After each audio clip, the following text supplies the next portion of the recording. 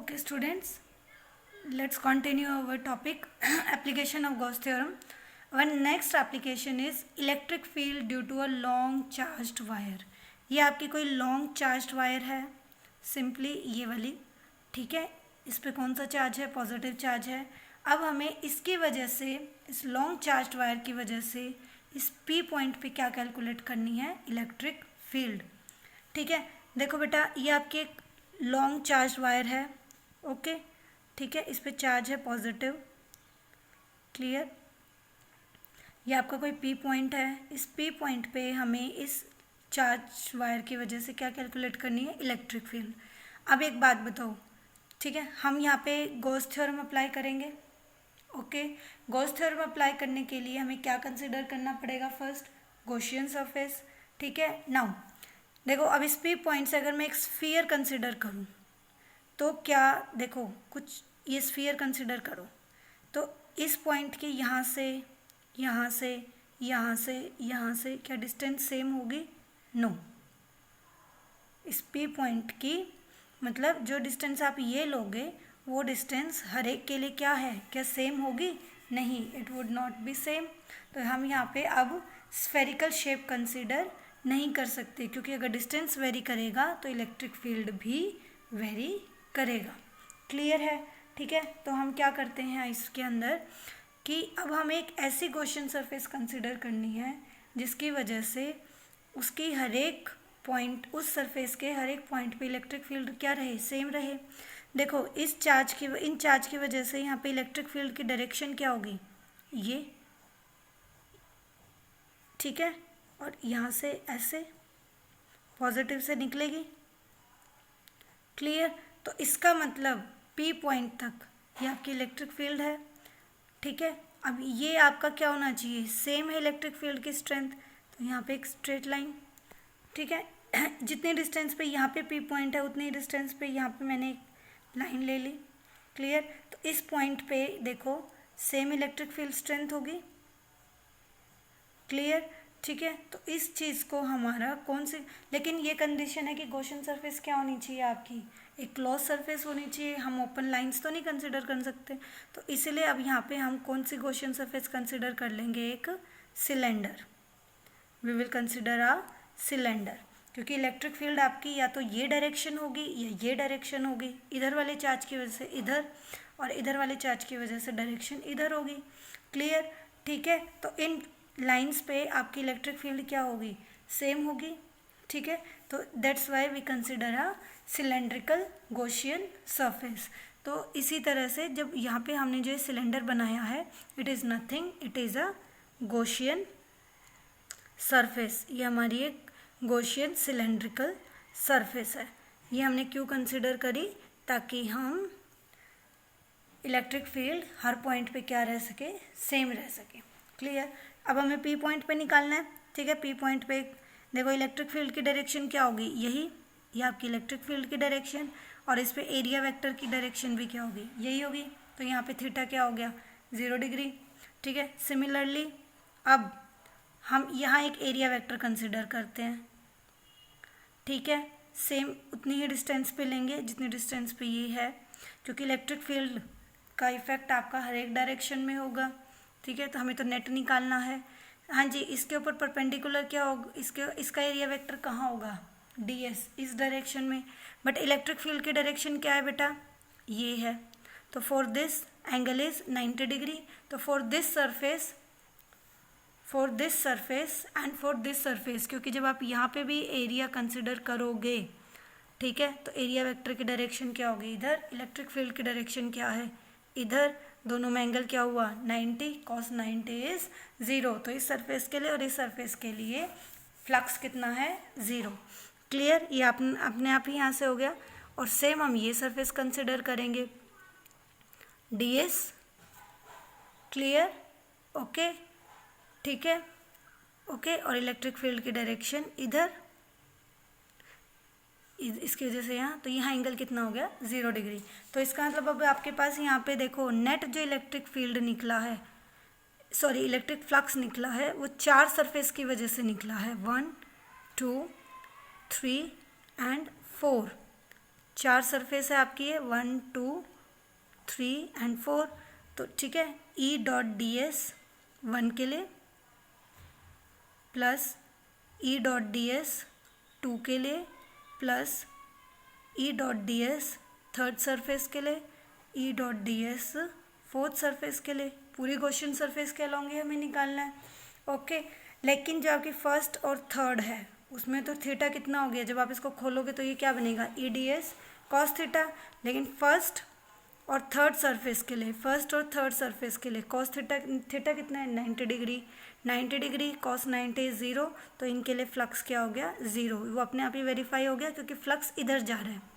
तो फाई हमारा सिंपली किसकी वजह से बचा, एक बचा हमारा फर्स्ट सरफेस की वजह से और यहाँ एंगल कितना है 0, एक बचा हमारा फोर्थ सरफेस की वजह से, यहाँ भी एंगल कितना है हमारा 0, कॉस 0 इज़ 1। ठीक है, ई हमने क्या करा बाहर ले लिया। ओके, क्लियर है। तो नेट, अच्छा ओके, ये नेट हमारा किसके इक्वल होगा Q upon epsilon naught, this will be equal to Q upon epsilon naught, E D S is equal to Q upon epsilon naught.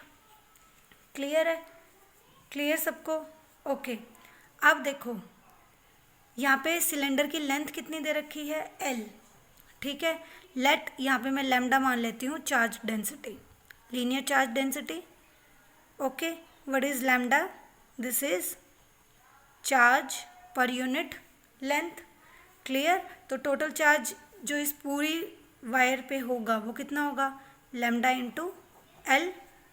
Clear, small charge consider किया है तो small charge ले लो, small charge किसके equal हो गया lambda into L, क्योंकि देखो बेटा इस पे हमें टोटल चार्ज हमें नहीं पता कि कितना डिस्ट्रीब्यूटेड है। क्लियर है, हमें टोटल चार्ज नहीं पता लेकिन हमें क्या पता है लेंथ और लीनियर चार्ज डेंसिटी हमारी गिवन। ओके, तो यहाँ पे हम इस क्यू की जगह क्या लिख सकते हैं lambda L upon epsilon naught. Clear, सिर्फ ये मॉडिफिकेशन किया हमने। Okay, now what is D S, ध्यान से देखो बेटा, what is D S, what is D S, D S कौन सी सरफेस है बेटा, ध्यान से देखो, ये वाली सिलेंडर की ये वाली सरफेस कौन सी होती है, दिस इज कर्व्ड सरफेस। तो यहाँ पे डी एस सिलेंडर की ये वाली, अगर ये वाला होता तो ये एरिया था, ये भी एरिया था। ठीक है, लेकिन ये वाली है डी एस सरफेस अब, क्योंकि आपने स्मॉल एलिमेंट तो यहाँ का कंसिडर किया है, तो ये डी एस क्या सिलेंडर का क्या रिप्रेजेंट कर रहा है उसकी curved surface. Clear, and one thing more बेटा, हम पी पॉइंट जो निकाल रहे हैं वो सिर्फ इस सरफेस के लिए निकाल रहे हैं, हम इधर का कैलकुलेट नहीं कर रहे, तो we will not consider fourth surface too, क्योंकि हम सिर्फ इस पी पॉइंट के लिए निकाल रहे हैं। फर्स्ट सेकंड ये सिर्फ मैंने आपको निकाल के दिखाए हैं, सेकंड फर्स्ट एंड थर्ड के लिए तो आपके लिए ऑटोमेटिकली 0 ही हो गया। क्लियर है, ठीक है, सेकंड सरफेस के लिए जो यहाँ है वही यहाँ होगा, क्योंकि हमने क्या लिया है सेम पॉइंट ही तो लिया है। तो ये सिर्फ मैंने आपको लिखा है, एडिशन में सिर्फ ई डी एस ही आएगा, क्योंकि ये सिर्फ आपको सॉल्व करके बताया है कि net Gaussian surface electric field यहाँ पे कितनी होगी। अब इसके लिए, इस सरफेस के लिए और इस सरफेस के लिए, ये तो गॉसियन सरफेस है, जितना इलेक्ट्रिक फील्ड इस पी पॉइंट पे होगा उतना ही इलेक्ट्रिक फील्ड इस पी पॉइंट पे होगा।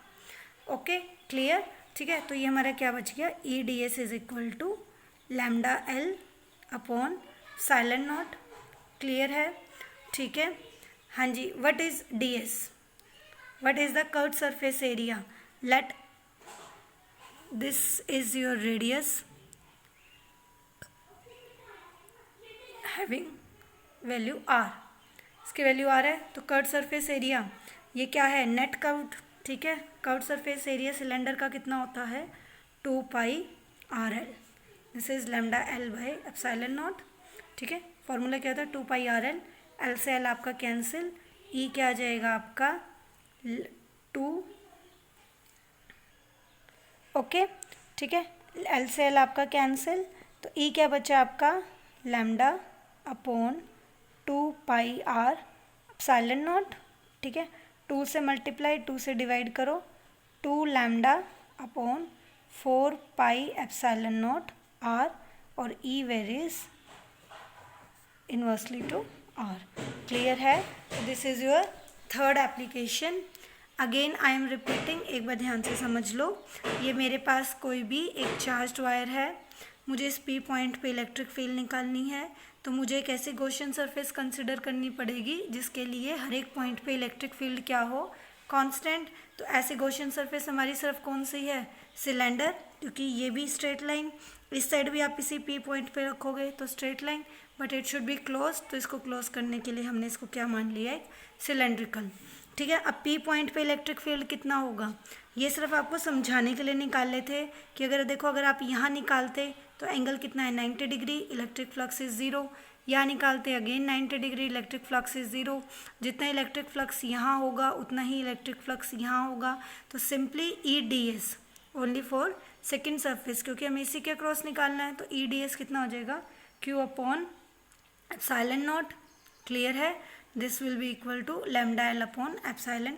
आप ये भी कह सकते हो कि टर्म सेकेंड एंड फोर्थ पूरी सेकेंड और फोर्थ मिलके आपका क्या बना रही है, इस सिलेंडर का कर्व्ड सरफेस एरिया.